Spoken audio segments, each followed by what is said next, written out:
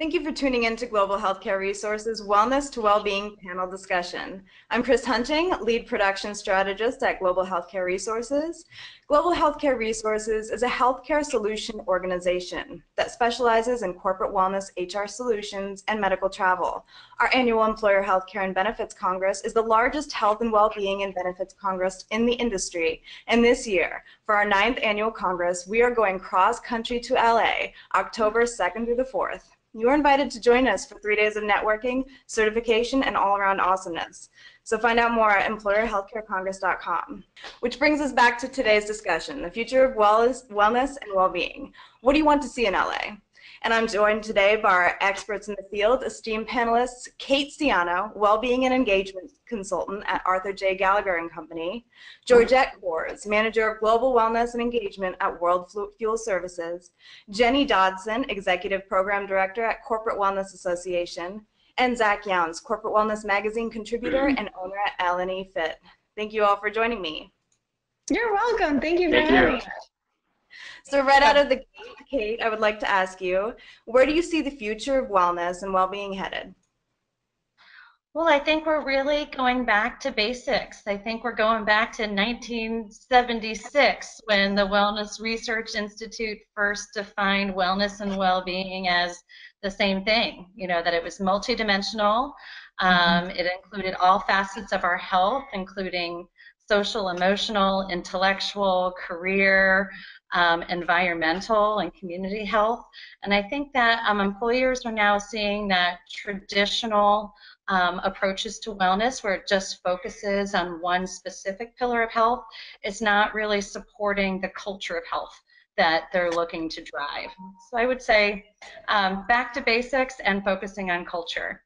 And I know that I've used these words sort of interchangeably, wellness and well-being, but I also want to discuss, Georgette, like the differences between these two words, and are we taking more of a switch in the industry towards well-being as the word describing the whole?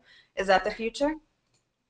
Yes, I think we are, and this is part of the reason why I love the Congress and all of the things that, you know, you guys do, because I couldn't agree more with what Kate said. You know, we're definitely getting back to basics and getting back to, you know, seeing well-being as a whole. And I just think that now, you know, hearing well-being maybe a little bit more than wellness is just an example of us going back to those basics and understanding that it is the whole being instead of just wellness, which for some people, especially in corporate, you know, they're not traditionally educated in what wellness would be. So this is just changing the name, you know, and changing programs to well-being.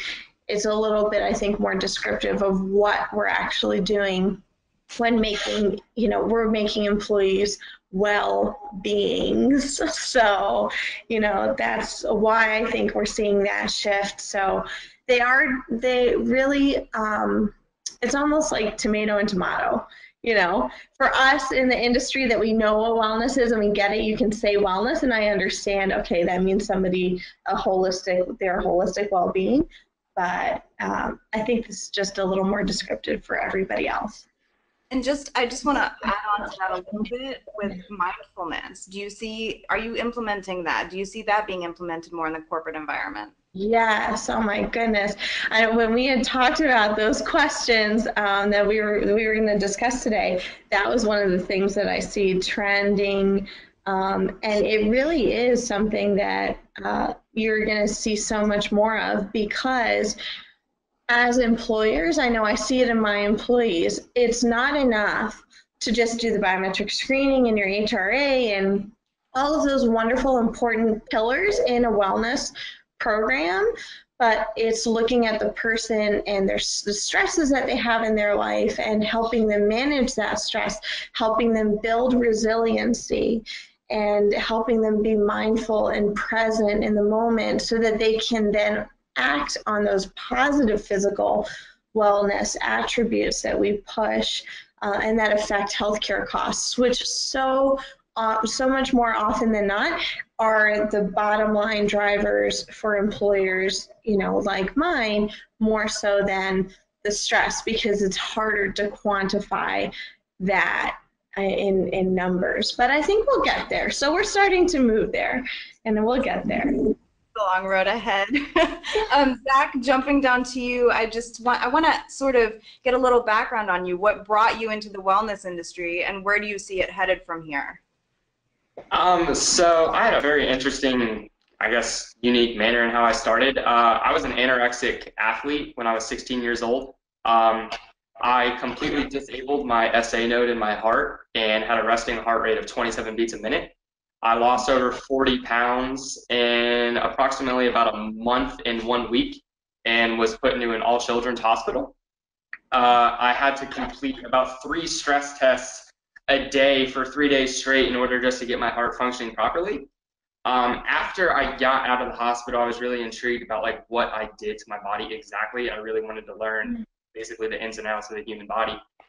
So I started my personal training career at 17 years old, completed my first personal training certification, and started delving into alternative medicine practices at 17. I'm the youngest internationally to have completed 2 functional medicine-based certifications. And then I started getting into training professional athletes after that at 20 years old. I moved to Austin, Texas with my fiance.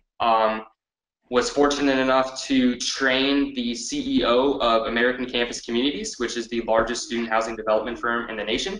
The company's net worth is over $10 billion, and was able to be mentored in business by him.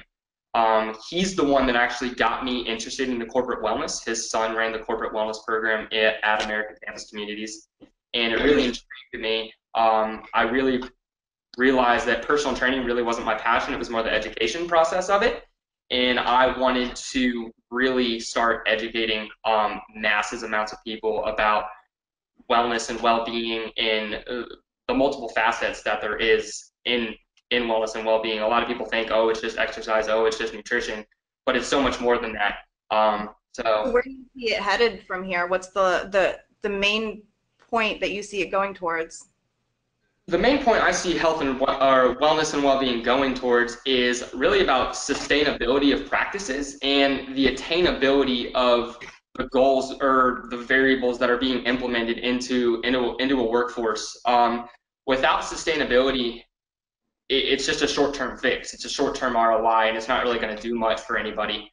And if something's not attainable, what's going to happen? All that's going to happen is employees are going to get negative mindsets about anything, and they're not going to want to change. People that dislike something don't want to change it. Why would you want to change something that you don't like? So if something's not attainable, employees aren't going to be able to reach it. They're going to feel like a failure. They're not going to like themselves. Thus, they're not going to change. I know there are a number of HR managers that have like, I have an exercise ball that you sit in. I have healthy fruits coming in. Why is my wellness program not working?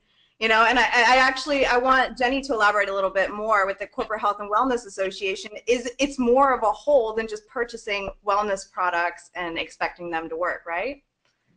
Right. And honestly, everything that I've learned has been from these professionals, the Kate Tianas of the world and the Georgette Corrises and the Zachs.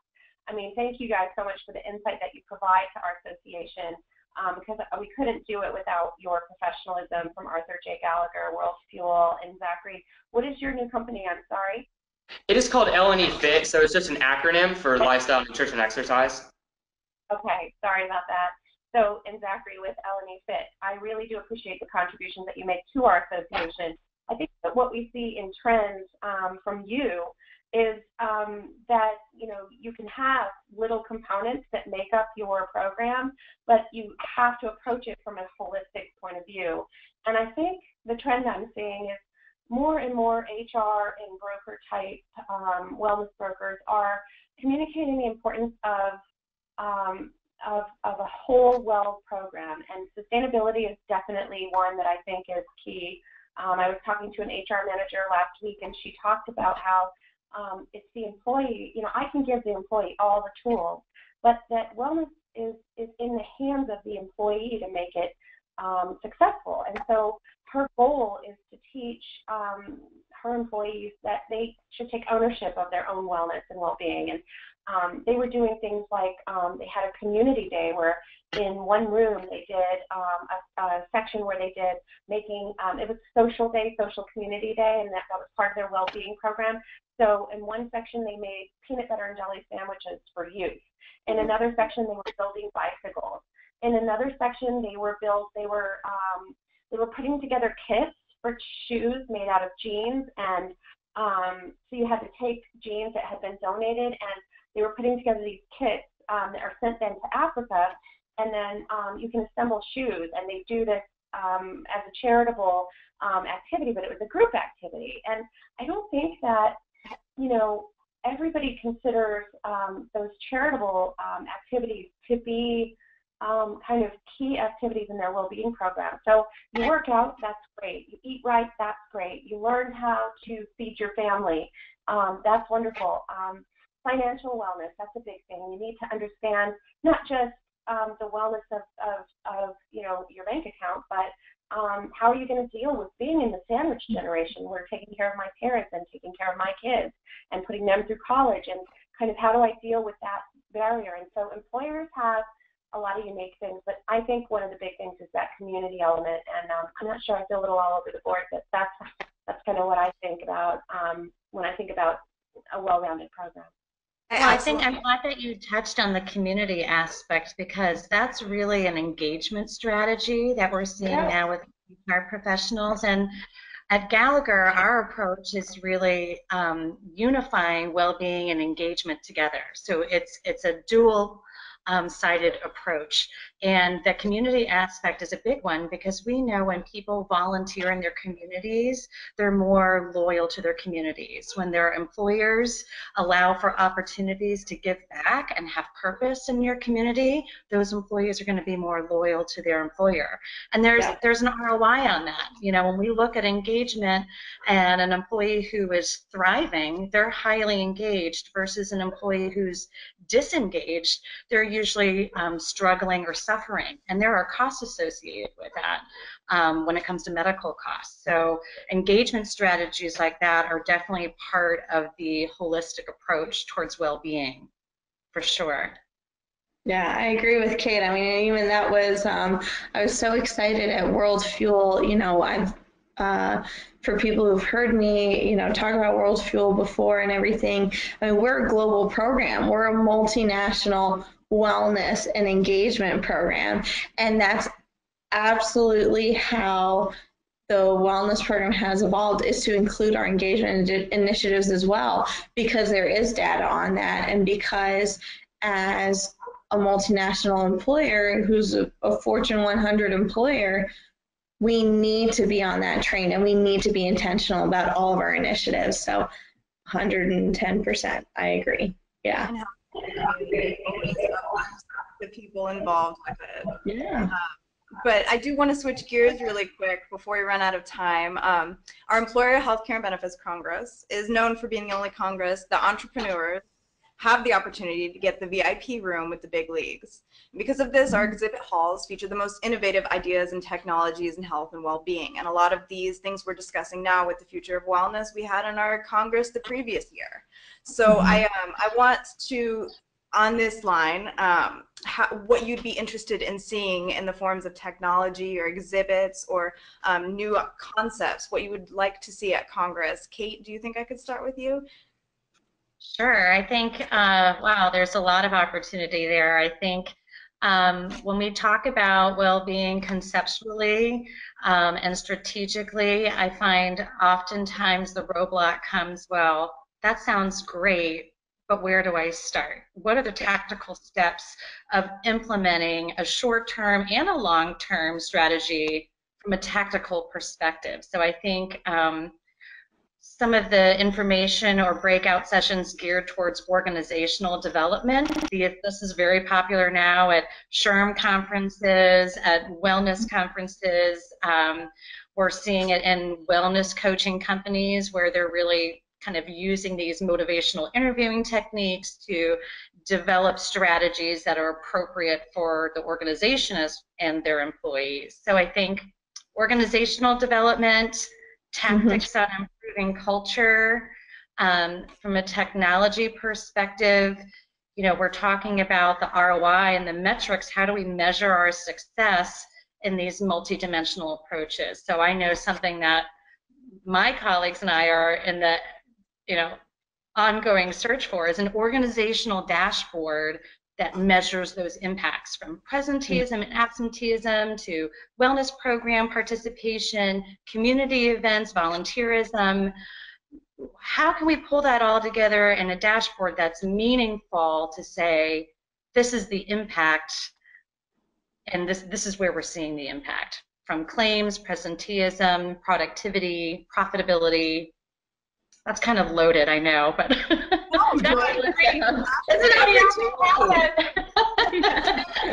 opportunity for sure. Developing new algorithms in order to track that stuff too. So hint, we may have some at Congress. Anyway, Zachary, what's something that you'd be interested in seeing? So I've done a lot of research in like brain optimization and things like that. Coming from like an alternative medicine background, I'm very interested in anatomy, physiology, all of that about the human body.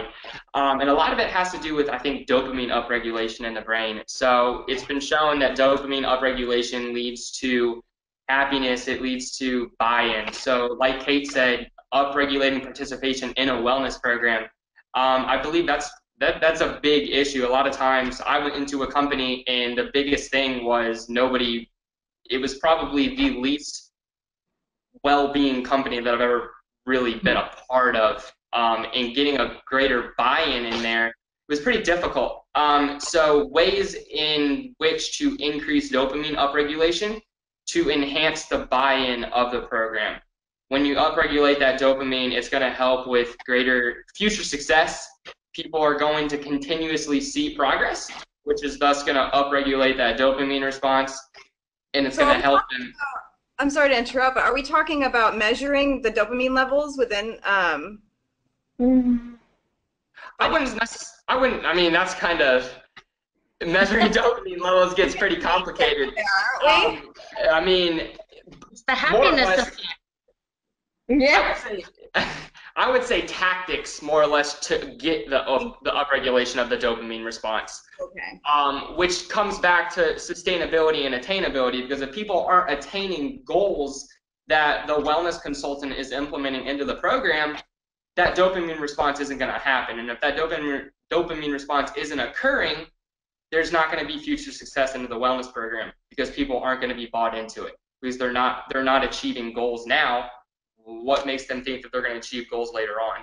So ways in which that we can get people attaining goals and on a residual basis, because attaining goals on a residual basis is going to upregulate that dopamine, and it's going to help with future participation in the wellness program and not have die-off effect. Zach, that really speaks to, you know, intrinsic motivators versus extrinsic motivators, and exactly what you're talking about in terms of brain function and the, you know, see, do, feel response. When we look at incentives, I think this is another trend we're going to be seeing. We're really finding out that the premium differential type of incentive will get people to do stuff, which is important when we're talking about specific health actions, like taking an HRA, having their biometrics done, having a visit with their PCP, to incent those types of health actions. But in order for people to achieve their goals, like you're saying, Zach, they really have to be intrinsically motivated. And that comes down to culture and environment, and providing the resources and the environment to be successful to reach those goals. Because what we're finding in neuroscience is that the premium differential or extrinsic motivator really is not effective when it comes to long-term behavior change. But intrinsic motivation, or dopamine, if you will, is. Culture is going to obviously make or break a company. That was the first thing I was taught by that CEO of that company that I was fortunate to work with in Austin, and he was telling me from where he started and where he is now that culture is what got him to that $10 billion net worth, and that company is consistently rated in the top 100 cultures in Forbes magazine. Residually, they've been there for the past 5 or 10 years, and they have one of the best wellness programs that I've ever seen. I haven't been here that long, but what I have seen. And Georgette, what about you? Do you have anything to add? I mean, I know we've covered a lot of bases here. Definitely. Yeah, no, I love going to the Congress and I love getting to see all the different vendors and people under one roof. It's really fantastic. And I guess there are a few things I would like to see more of. I mean, there's so much there. Sometimes it's hard to squeeze it all into the few days of the Congress, but more multinational solutions. And I think that, because we are in the US and,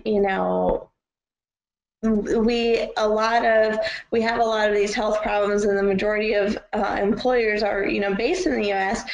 The reality is too, we have a lot of large multinational employers and solutions for my particular program and for our company, the first question I ask is, what's the next thing that we can do globally, or what are your capabilities internationally? And just like we see medical tourism on the rise, you see a lot of these trends in the U.S.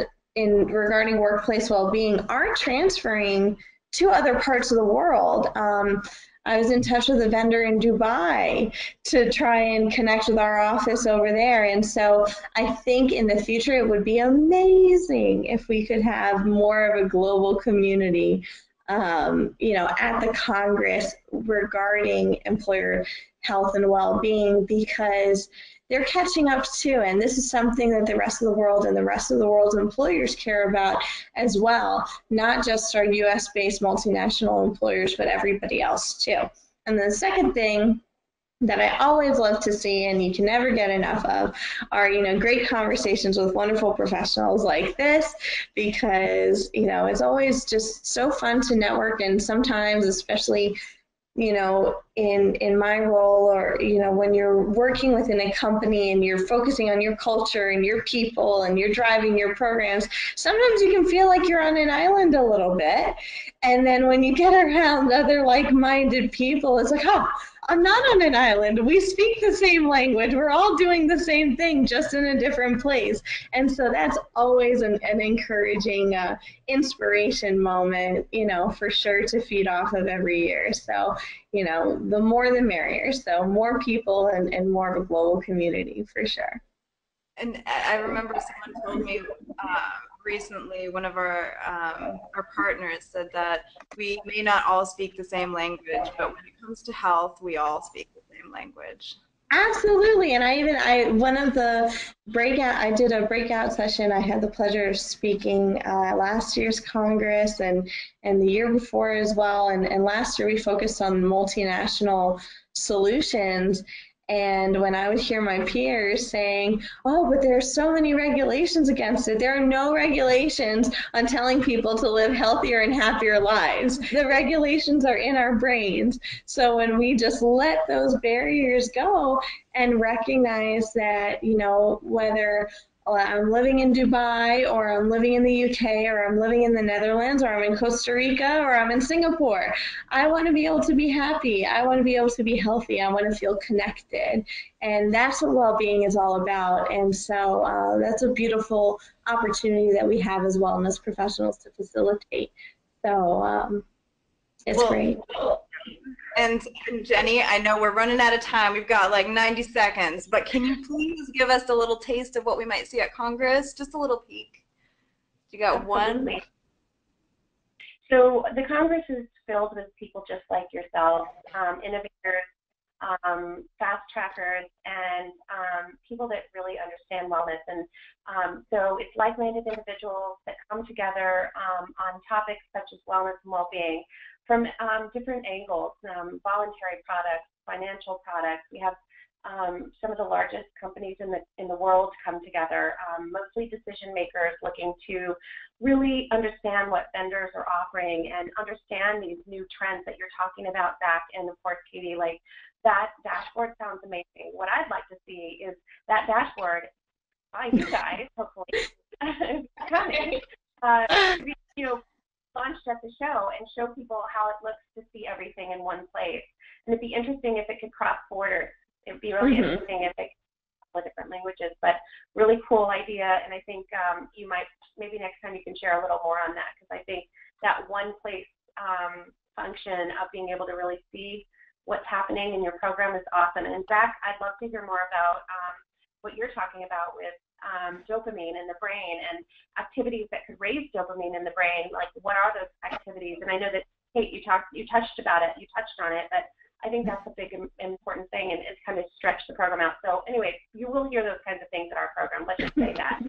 When we put our minds together and we find a platform we can network on, all these ideas can come reality, and we can change the world. So I want to leave that, and I want to thank again Kate Ciano, Wellbeing and Engagement Consultant at Arthur J. Gallagher and Company, Georgette Kors, Manager of Global Wellness and Engagement at World Fuel Services, That Counts, Corporate Wellness Magazine contributor and owner at LNE Fit, and Jenny Dodson, Executive Program Director at the Corporate Wellness Association. Thank you again, guys. Thank you, guys. Thank Have a you. great weekend.